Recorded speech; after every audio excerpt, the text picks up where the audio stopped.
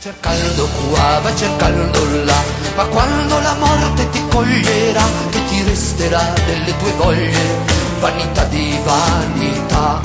Sei felice, sei dei piaceri tuoi, godendo solo d'argento e d'oro, alla fine che ti resterà, vanità di vanità. Bonjour à toutes, bonjour à tous. Après une première vidéo dans laquelle nous avions évoqué les 7 spade, qui peuvent se résumer à l'épée de la manière suivante. 1, 2, 3, 4, 5, 6, 7, ainsi que des exercices qui permettaient de les travailler en solo, dans le vide, dans un premier temps, et ensuite au contact, avec un impact, pour travailler le geste de coupe, justement, et accentuer cet effet. Nous allons dans cette vidéo aborder un autre point qui est essentiel dans l'escrime des adeptes de Fiore dei Liberi, qui sont les volts. Fiore, dans son ouvrage, propose 3 déplacements particuliers que l'on appelle des volts. Il y a la volte stable, qui se fait quasiment sur place, la demi-volte et la volte complète. En italien, volta stabile, mezza volta, tutta volta. La volte simple est celle, selon les mots du maître, qui permet de jouer d'un côté comme de l'autre en se tenant immobile. C'est-à-dire qu'on joue d'un côté, on joue de l'autre. Mais sans bouger les jambes. La demi-volte, c'est celle qui permet de jouer d'un côté comme de l'autre, en avançant ou en reculant une jambe. Je vais m'éloigner pour que vous le voyez mieux. Je recule ma jambe. J'avance ma jambe.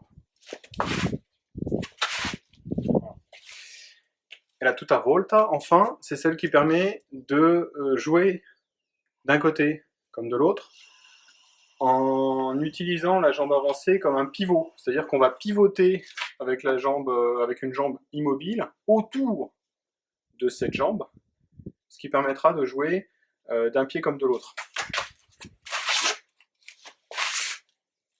Voilà. Fiore précise également qu'il y a 3 voltes d'épée, les volte della spada, qui sont la volte, la volta stabile, mezza volta et tutta volta. Je vous invite à regarder la vidéo, qui est une très très bonne vidéo de Federico Malaguti concernant les voltes d'épée, qui est plutôt intéressante. Je ne vais pas reprendre ce point, puisque il l'a très très bien expliqué lui-même. Vous aurez le lien dans la description de la vidéo. Je vous invite également à retravailler les exercices de ma première vidéo. Désolé au passage pour l'élocution et toutes les hésitations que j'ai pu mettre. Je n'avais pas du tout préparé. Bon, là non plus, ceci dit, mais j'essaierai de faire attention. Autre point qui paraît important, ça va être, je reprends mon épée, les déplacements. Donc on va beaucoup travailler dans cette vidéo, vous l'avez compris, les déplacements donc par le biais des volts, et également la respiration. Ça, on va en profiter pour travailler la respiration, chose qui est très importante et souvent sous-estimée dans les différents exercices et les travaux au club. Selon moi, ce type d'exercice, je parle des volts et de la respiration, se prête davantage à un travail en solo qu'en club. On n'a pas forcément le temps en club de travailler les volts, de travailler aussi la respiration. On axe notre travail et nos exercices autour d'autres aspects, puisqu'on profite d'être ensemble pour travailler certaines choses. Le fait d'être tout seul, là vous verrez, ce sera plus intéressant pour travailler tous toutes ces petites choses qui vont vous faire gagner de l'endurance et du cardio, et qui vont vous apprendre à vous gérer dans vos combats. Je reviens à la notion du maître. Fiore précise qu'il y a 4 choses dans l'art qui sont traverser, je l'ai fait en français, hein, traverser, se retourner, avancer et reculer, ou dans le désordre, je ne sais plus exactement l'ordre, donc c'est en italien, hein, passare, tornare, accrescere, discrescere. Le fait de passer, traverser, c'est le fait de commencer devant le partenaire, l'adversaire, et de finir derrière lui. Donc ça, on le traverse. Tornare, ça va être le fait de la représentation de commencer devant le partenaire et de finir à côté de lui, par le biais d'une volte, par exemple. Et enfin, accrescere et discrescere, donc avancer et reculer, qui littéralement signifie accroître, décroître. Ce sont les mouvements qui sont les plus souvent travaillés, hein, et qui sont même omniprésents dans ce type d'escrime. Au passage, on remarque, par l'emploi de la traduction littérale, accroître, décroître, qu'on observe là une sorte de mouvement perpétuel. Donc quand on vous dit que votre escrime, elle doit respirer, enfin quand on nous dit, parce que je m'inclus dedans aussi, hein, que l'escrime, elle doit respirer, eh bien, voilà, avec cette notion d'accroître et décroître, voilà, je me dis qu'il y a des parallèles intéressants. Trêve de blabla, on va directement passer aux exercices. Alors, on va commencer par des exercices qui permettront de travailler respiration et la posta stabile. Donc, la posta stabile, la volta stabile. Donc, jambe gauche devant. Alors, oui, excusez-moi, je reviens rapidement en arrière. La dernière fois, je ne vous avais pas parlé des simulateurs employés. Pour ceux qui ont la possibilité, celles et ceux qui ont la possibilité d'utiliser une épée de reconstitution historique, une épée de Mède, hein, reconstitution médiévale, n'hésitez pas à utiliser plutôt ce type de simulateur que votre épée pour les AMHE. Pourquoi? Parce que ce type de simulateur est, en termes de poids, en termes de maniabilité et en termes d'équilibre, ce qui se rapproche le plus d'une arme réelle. Ce sera d'autant plus intéressant pour les sensations et pour vos bras. Si vous n'avez pas la possibilité, que vous avez déjà votre épée, la MHE, c'est très très bien, attention, hein. Il n'y a pas de souci. Hein. Petit bémol pour l'effet d'air, mais ça fera l'objet d'une prochaine vidéo. On n'en est plus à ces querelles de clocher, donc on recommence simplement. Jambe gauche en avant. Alors, utilisez votre axe. Je reprends ce que je disais la dernière fois. Si vous avez la possibilité de baliser le sol avec une ligne, n'hésitez pas à le faire. Un scotch, une rubalise, quelque chose, ou même simplement une fissure. Moi j'ai une fissure ici, qui me sert, c'est une séparation entre 2 dalles, qui va me servir pour matérialiser ma ligne au sol. Ne vous fixez pas tout de suite trop sur la ligne, au risque d'avoir le regard qui sera toujours en bas quand vous ferez vos exercices, mais essayez de prendre conscience du fait d'être ou non sur la ligne. D'accord ? Si on commence jambe gauche, on va faire un double pivot. Je vais commencer par le faire sans l'épée, sans arme en main. Jambe gauche, et vous allez tourner la tête. Donc vous vous retrouvez avec la tête qui regarde votre axe, qui regarde le mannequin, le poteau, donc ce qui matérialise votre adversaire, et le corps qui est encore à regarder vers l'arrière. Hein, ça donne des postures comme ceci un peu. Donc le poids, là, il est encore sur la jambe avant, qui de fait passe la jambe arrière. Et une fois que vous avez tourné la tête, le corps va suivre. Et vous allez reculer ou pas la jambe. Là, dans un premier temps, on ne va pas reculer la jambe. Hein, donc je vais le faire du côté jambe droite avancée pour que ce soit plus visuel pour vous par rapport à la caméra. Je suis là, jambe droite, je tourne la tête, le corps suit. Ici. Un petit peu comme si vous étiez une vis, une tête de vis, et qu'on commence à vous tourner, ou que quelqu'un derrière vous fait tourner doucement les cervicales. Imaginez ce mouvement, si vous savez, en rotation. C'est un petit peu le même fonctionnement que quelqu'un qui va donner un coup de pied retourné, hein, dans les arts martiaux asiatiques ou kickboxing. On voit souvent ce genre de mouvement ici. Si on regarde ce genre de mouvement, il y a un déroulé du corps, ce qui fait que il y a d'abord la tête qui va chercher, la cible. Si la cible est bien positionnée, on a une confirmation que la cible est là, on va pouvoir lancer la jambe. D'accord? C'est pas je balance mon pied sans regarder si ma cible est bien là. Pourquoi on fait ça? Eh bien on fait ça parce que si la cible a bougé, on repart dans l'autre sens et on fait autre chose. Ça peut être une feinte aussi. C'est pareil pour nous. On est ici, on regarde et on pivote. On regarde, on pivote. Ok? Donc faites-le déjà sans l'épée, juste avec vos mains qui vont ici. Ok? Comme si vous teniez votre lame. Et puis ensuite vous allez le faire avec l'épée.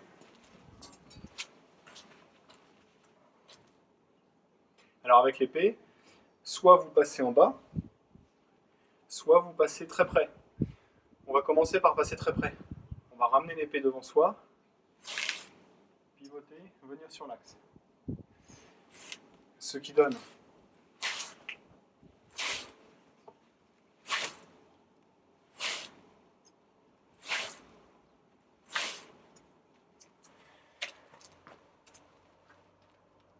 dans un premier temps, ça donne ça.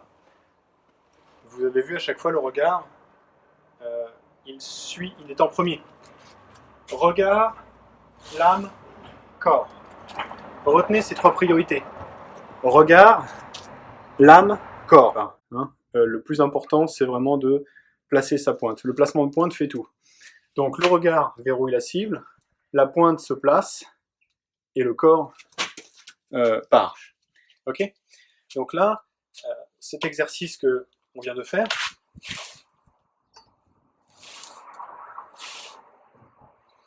il est important parce que vous devez pouvoir le faire, tous les exercices de volt qu'on verra tout à l'heure, vous devez pouvoir les faire dans un couloir très étroit.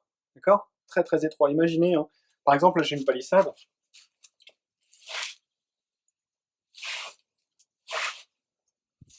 Ok? C'est pour ça que la lame elle doit être très près ici quand vous pivotez, ou qu'elle doit passer en bas, mais vraiment le long du corps. Si vous faites des mouvements, quand vous vous retournez avec une lame qui s'en va à droite et à gauche, ça va pas pouvoir le faire. Okay. Imaginez que vous êtes en Italie, dans une petite ruelle à Dédale, n'est-ce pas, et que vous devez tirer la lame et jouer de l'épée en avant et en arrière à la fois. Voilà, si vous êtes un peu trop pâteau ou que vous ne faites pas passer la lame près de vous, ce qui constitue aussi d'autant plus un geste de protection, vous vous en sortirez pas. Voilà. Donc ce premier exercice, on va le compléter avec de la respiration. Ok? On va en profiter pour ça. Donc je me mets, normalement vous faites jambe gauche, hein, jambe gauche en avant. Là par rapport à la caméra, je fais jambe droite. Donc on va inspirer quand on va ramener la lame près de soi, le regard, le corps, et on expire quand on va placer la pointe.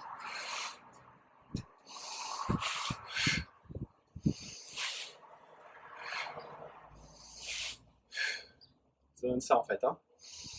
J'inspire, je déplace, j'expire. J'inspire, je déplace, j'expire.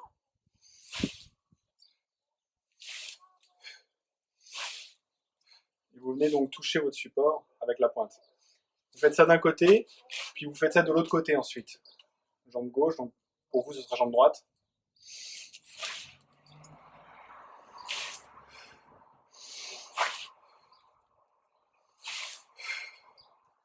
Ok. Je le refais une fois. Inspiration, regard, corps, expiration. Inspiration, regard, corps, expiration. Inspiration, regard, corps, expiration. Ok. Et troisième détail, ne faites pas votre volt en 2 temps. C'est-à-dire, je me mets sur les doigts de pied, je fais mon pivot et je me solidifie. Ce qui donnerait... Ok. On ne fait pas ça. Donc essayez plutôt, au contraire, toujours avec ce principe de la vis. C'est-à-dire que le corps doit se torsader au niveau du haut pour ensuite que les hanches suivent. Hein, on parle souvent de la puissance des hanches. Parfois, effectivement, le mouvement il part des hanches. Parfois, il part de la tête. Et ce sont les hanches qui ont cette impulsion ensuite grâce à la tête. D'accord? Donc, important ce mouvement de torsade du corps, mais en même temps, vous vous enracinez dans le sol. Au contraire, il ne faut pas partir haut. C'est-à-dire que ça donne un mouvement qui vraiment est comme ceci. D'accord? Ça, c'est important pour conserver la fortezza, fortitude, que l'on trouve dans l'éléphant qui supporte sa tour. Hein? L'éléphant, c'est vos jambes. La tour, c'est le buste et la tête. D'accord? Quand vous êtes ici, admettons que vous êtes désarmé, vous devez être fort sur vos appuis, jambes arrière tendues, pour pouvoir résister à votre éventuelle charge. Deuxième exercice, sur la mezza volta. Donc, 2 manières de le faire. Je vais vous en montrer une en particulier que je privilégie parce qu'on va travailler une coupe différente. Hein. Donc on commence dos à son support, jambe gauche en avant, et là pareil que tout à l'heure, le regard, le pivot, sauf que là, le regard, le pivot, sauf que là on va reculer la jambe, et quand vous allez reculer la jambe, une fois que vous avez placé votre regard, l'épée va venir faire un sotano, d'accord? Ici. Et ensuite, vous vous remettez en garde en protégeant l'autre côté, hein, d'accord, de la joue, un peu comme une garde allemande qui pourrait être chez les adeptes d'autres écoles comme Lichtenauer, la garde du toit, un petit peu. Hein. Donc vous allez ici, d'accord? C'est une possibilité, c'est une suggestion. Ce qui donne. Et ensuite, une fois que vous avez fait votre pivot et la volte, vous allez avancer la jambe que vous allez reculer, que vous avez reculée, et vous allez tourner pour vous remettre dans votre position initiale. D'accord? Ce qui donne jambe gauche, pivot, coupe, je recule la jambe droite. Donc là, je suis jambe gauche. Et là, je vais avancer la jambe droite et pivoter. Et je me retrouve jambe gauche. À nouveau, position initiale. Je recommence. Jambe gauche, regard, pivot, coupe. Et le fait de reculer ma jambe droite va me permettre de créer ma coupe sur mon support. Puis ma jambe droite. Ici, je suis en garde. Et donc, je me retrouve jambe gauche. D'accord?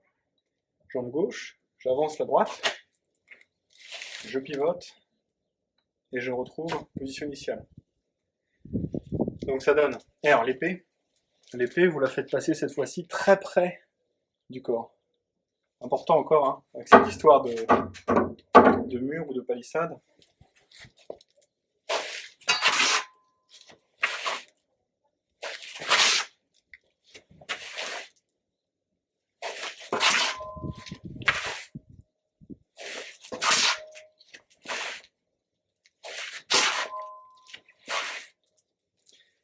De l'autre côté.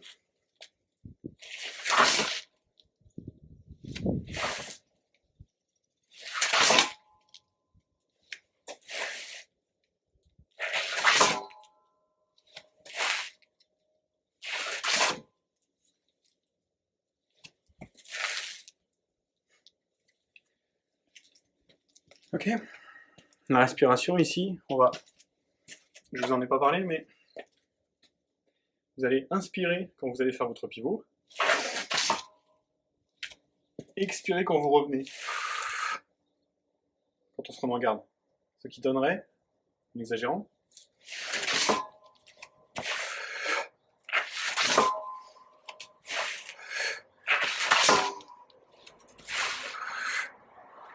ok. Intéressant aussi, on pourrait très bien le faire par le haut, hein. C'est-à-dire qu'on ferait, on regarde, ici, pour se retrouver en dents de sanglier, en dente di cinghiale à la fin. Hein. Vous vous retrouvez comme ceci. Posta breve, mezza volta, posta longa, dente di cinghiale.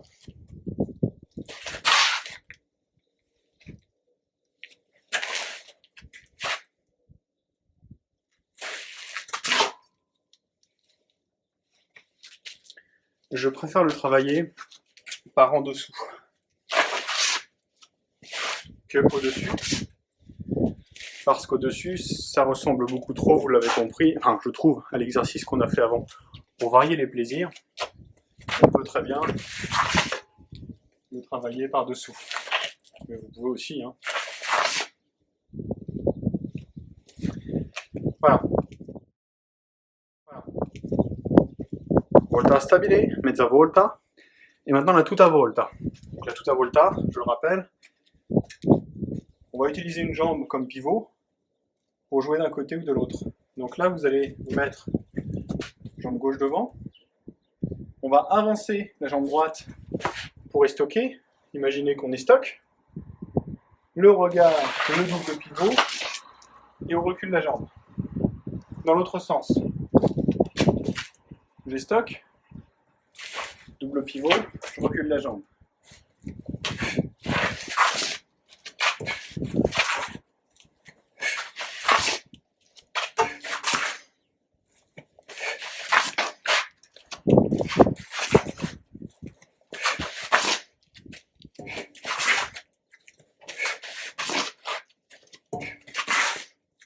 Okay.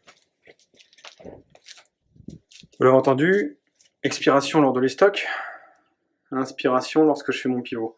Le temps de pivot, ce qui est intéressant sur les volts, si vous voulez, c'est que le temps de pivot, il doit vous servir à reprendre votre souffle. C'est-à-dire que quand vous pivotez, au niveau de votre circuit d'oxygénation, c'est là que ça doit circuler. Le pivot permet de reprendre son souffle. Et les actions comme les frappes, les coupes, les estocs vont être des actions où on va expulser l'air pour donner un peu plus de consistance dans la coupe ou dans la frappe. Voilà sur les 3 exercices de volt. Maintenant, ces exercices, on va les mettre en pratique au travers de mouvements qui sont, comme je le disais la dernière fois, qui ne sont pas des enchaînements ou des drills à proprement parler, mais qui seront des combinaisons de mouvements. On va travailler 3 poste. On va travailler la posta di finestra, on va travailler la posta di donna et on va travailler la posta di coda longa, principalement. Ok? Donc, et puis on verra aussi 2 petits exercices à la fin qui permettront de reposer un peu les épaules et le corps par rapport à ce qu'on vient de travailler. Donc, posta di finestra, posta di donna, posta di coda longa. 3 postures qui vont nous permettre de mettre en pratique ces exercices de volt de votre corps. Vous commencez à ramasser quelque part sur votre posture, et quand vous allez partir, quand votre cou va partir, le corps se déploie.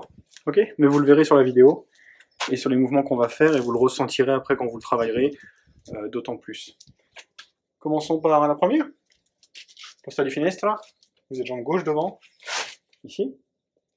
Vous avez votre axe ligne de mire, et là vous allez simplement faire un travail des stocks, en partant, donc c'est la main gauche qui tient l'épée, ici, main gauche, qui va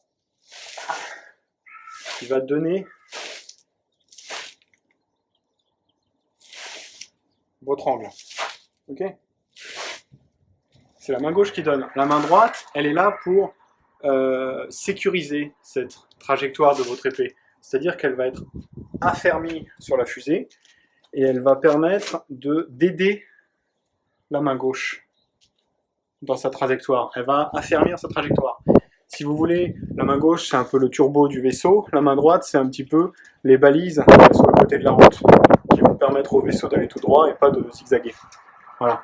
C'est un peu futuriste comme image, mais après tout, on est en 2020. Donc, jambe gauche en avant, mais la position du corps est voltée. C'est-à-dire que vous êtes, comme je le disais tout à l'heure, vos pieds, ils regardent derrière. En fait, si je voulais pivoter, je pourrais. Ok? Sauf que ma tête, elle regarde pas là, elle regarde ici. Ok? C'est-à-dire que je peux toujours aller par là, mais je peux aussi avancer. C'est ce que je vais faire d'ailleurs. Donc volter, on pivote, on essaie.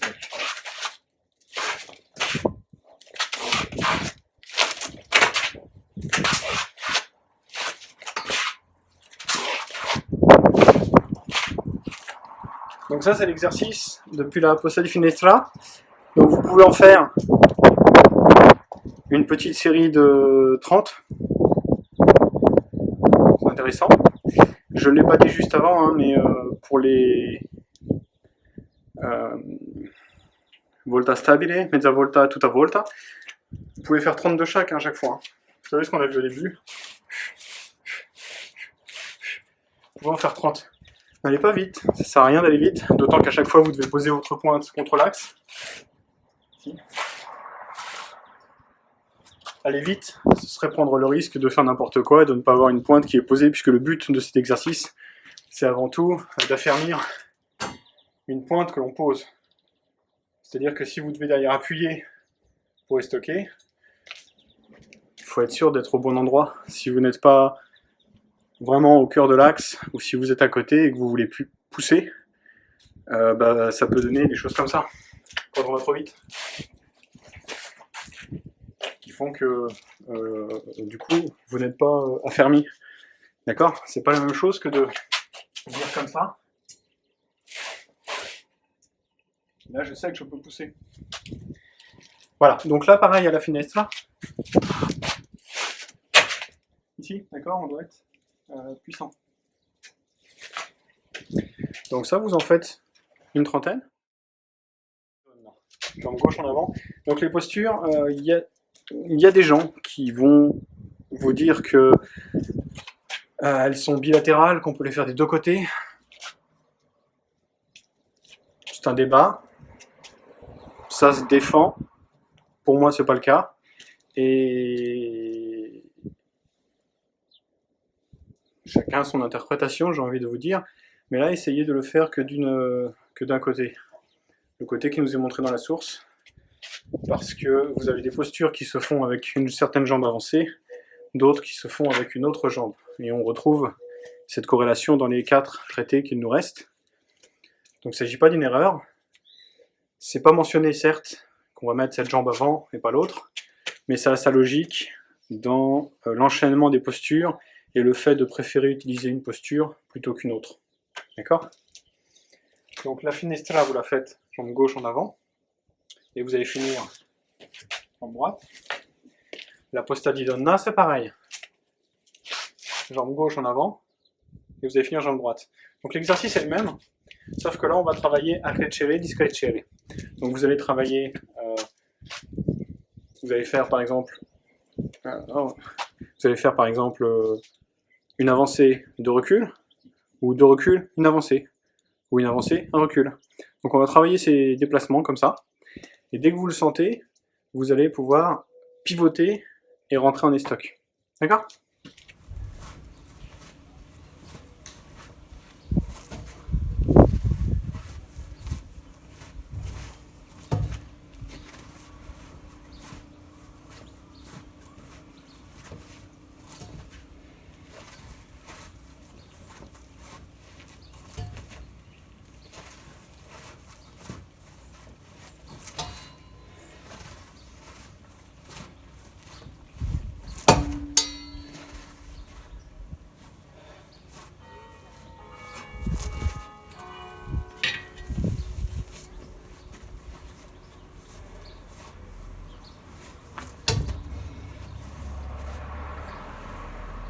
Si vous ratez l'axe, continuez. C'est-à-dire que ce sont des mouvements dans lesquels, lorsque vous êtes lancé, c'est très compliqué de s'arrêter. D'accord? Parce que les stocks veut être puissant. Donc si vous ratez, vous continuez. On l'a vu là. Et on va ajouter un petit paramètre. Vous allez rentrer jusqu'au quillon de l'épée, ici. Et puis vous allez lâcher une main pour venir toucher votre axe. Ce qui matérialisera le fait d'entrer en jeu étroit, par exemple. Je vais essayer de rater. Donc là, vous êtes volté, hein, quand vous travaillez avancé, reculé. Soit vous le faites de face,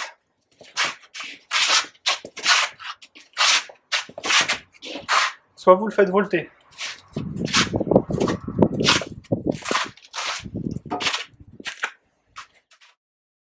C'est-à-dire que n'importe qui s'attendrait à ce que, depuis une posta di Codalonga, on vienne remonter comme ceci.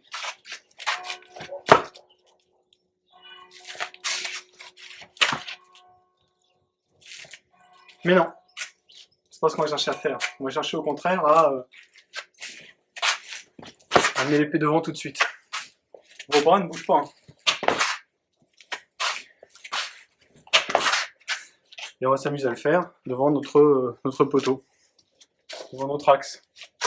Ici, jambe gauche devant.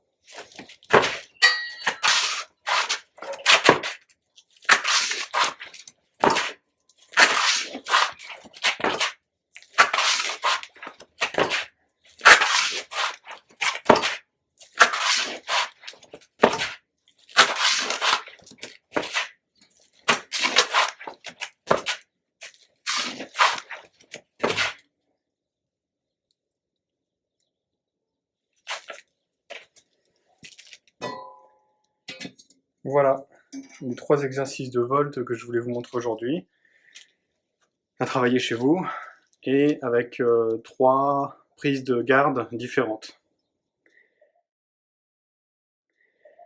Pour terminer, vous pouvez vous entraîner, vous exercer à ça. Je parlais du placement de pointe tout à l'heure. Votre pointe, elle est placée sur votre axe.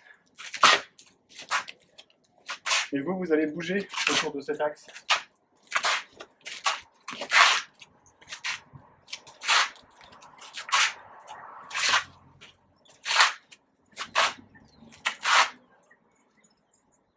Ok? Donc vous allez alterner quand vous faites ça. Vous alternez les angles. C'est-à-dire que vous commencez face à votre mannequin.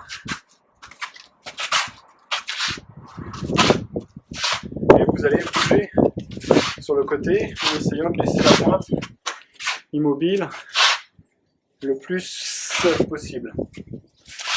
D'accord? Donc vous allez travailler les angles, vous allez travailler les postures aussi. Vous allez jouer entre la posta longa, la posta breve, la posta di bigonna.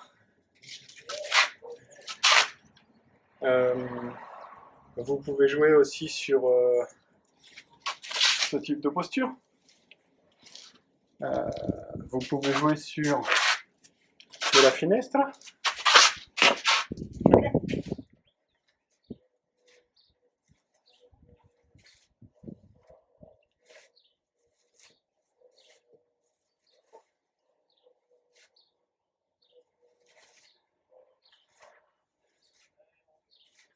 Donc ça, toujours très intéressant à faire en fin de séance, d'autant que pour le relâchement des épaules, c'est intéressant, puisque les épaules doivent être complètement relâchées pour ce type d'exercice. Sinon, vous allez mettre de la force, plus que de volonté, et vous allez déplacer votre pointe. Et le dernier exercice qu'on peut faire, il est connu de beaucoup de gens, mais il est intéressant parce qu'on va essayer de le faire avec un autre objectif que celui qu'on voit habituellement. On travaillera sur les appuis, donc on va se mettre très bas. Alors, au niveau de vos jambes, je ne sais pas si on le verra bien à la caméra, on n'est pas les pieds en canard, hein, donc vous allez vous forcer à avoir les pieds qui regardent vraiment droit devant vous, largeur de hanche. On se baisse sur les cuisses, et on va travailler ce genre d'exercice. Hein. Donc ça, vous allez le faire sur votre axe, et c'est les hanches qui vont envoyer d'un côté et pas que les bras. Ce sera beaucoup plus intéressant. Donc on va le travailler comme ça. Vous allez le faire sur votre mannequin, et on ne va pas le travailler en utilisant l'impact d'un côté pour rebondir de l'autre côté et gagner en vitesse. Au contraire, on va le faire en freinant, en essayant de freiner la course de la lame en approchant de l'impact, pour au contraire qu'il y ait comme un geste de coupe et l'utiliser pour repartir dans l'autre sens. Donc dans un premier temps, vous n'allez pas jusqu'au geste de coupe, on va simplement freiner la lame pour faire travailler les bras, et beaucoup plus intéressant aussi en termes de sollicitation des bras. C'est-à-dire que quand vous utilisez l'impact pour rebondir de l'autre côté, on a un mouvement de puissance et de vitesse qui s'installe. Puissance plus vitesse, forcément égale mouvement très efficace, mais on va perdre en maîtrise. Nous, ce qu'on veut, c'est garder en maîtrise, et c'est beaucoup plus intéressant de restreindre la puissance, justement pour travailler d'un côté et de l'autre. Vous allez travailler comme ça une trentaine de fois, et puis après vous pouvez faire 5 ou 10 mouvements où là vous allez accentuer le geste de coupe avec le déplacement adéquat.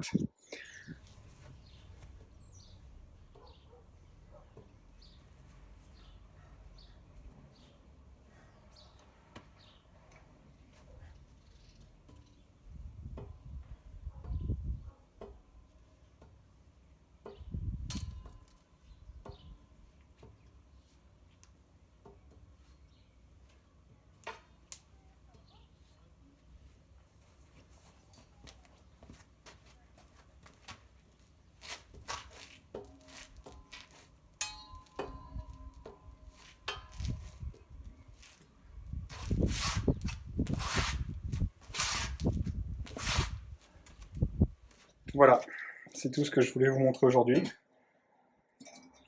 Merci beaucoup, n'hésitez pas à me dire en commentaire ou autre, par téléphone, par SMS, par forum, si c'est clair, compréhensible. Et portez-vous bien, et on se revoit pour les prochains enchaînements. Bye, ciao. Tutto vanità, solo vanità. Vivete con gioia e semplicità. State buoni se potete. Tutto il resto è vanità.